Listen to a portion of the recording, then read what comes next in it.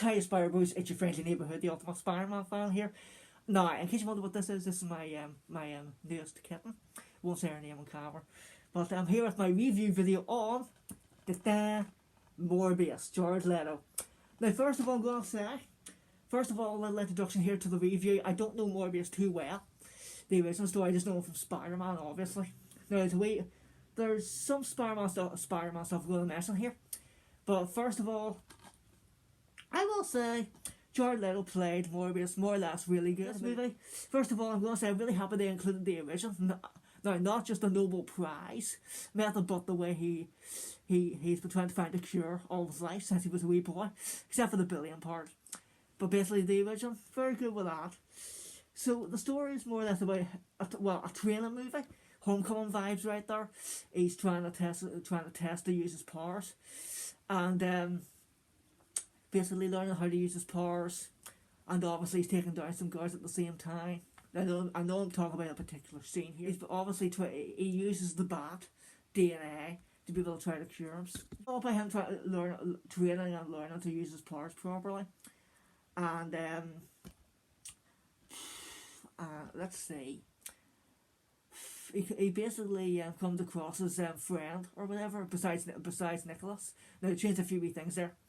And now there's a wee bit of Spider-Man 2002 vibe there. Like back in 2002, Green Goblin said to Spider-Man, "I chose my path, you chose the way of the hero." Like, I don't know what the character was. I'll say is friend or assistant or whatever.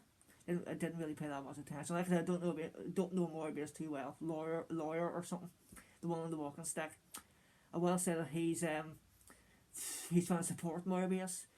And Morbius is trying to take drinks of blood or water to be able to try to control Morbius inside of him.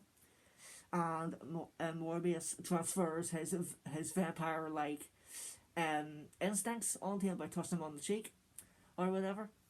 And then his lawyer kills a few people, obviously then tries to recruit Morbius. And there's a wee bit of a proposal scene or something. Well, that's why I seen it. And overall, his assistant makes him a deal or something, from what I see. I can just see where they're coming from. Plus the change Nicholas's death, because in the comics, in the original story from Amazing Spider-Man 101, it's actually Morbius who kills Nicholas and not the lawyer guy. Let's see, and then they've got in my opinion, a Spider-Man Raimi trilogy method. They take Morbius's woman to lure Morbius there after killing Nicholas. And I will say, for me, I hate jump scares. There's a good few jump scares in this too. Maybe jump. And compare myself to Spidey yet again. Right, action is Spidey's reward. Action is my entertainment. Mostly for the action for me. But that's more or less what the story is. Plus, we have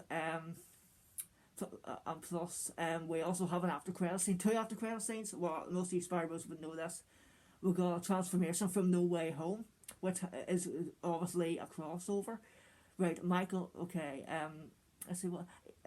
Michael Keaton, Adrian Toomes is transported into the Sony dimension, and then you get the scene going into the police car. The scene from the trailer isn't in it. Like, what's up, Michael and Morbius? What's up, Doc? You don't get to see that.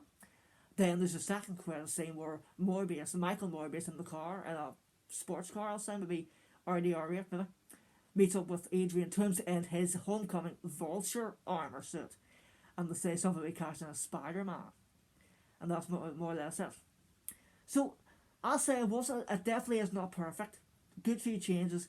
So my review list, officially for me, like Morbius, for me personally, a 7 out of 10. Not perfect, but I'll say it was good enough. Pretty good for a first time. I love the action scenes mostly, and Morbius's design. Well, the transformations, the visual effects were fantastic, I will say. But I don't think there's actually anything else I could say about this. But